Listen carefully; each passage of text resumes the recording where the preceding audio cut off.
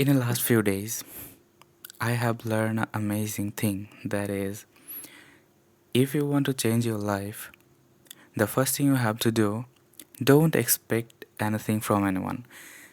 Because যখন তুমি একটা মানুষের থেকে অতিরিক্ত কিছু আশা করবা, হয়তো সেটা ফুলফিল হবে না। যখন তুমি দেখবা যে সেটা ফুলফিল হচ্ছে না, তখনই কিন্তু তোমার মন খারাপ হবে এবং তুমি যেই গোলটা চেয়েছিলা যে এটাই হবে, কিন্তু যখন সেটা হচ্ছে না, তখন সেটা তোমার মনে আঘাত করবে এবং ইউ ফিল ডিপ্রেসড।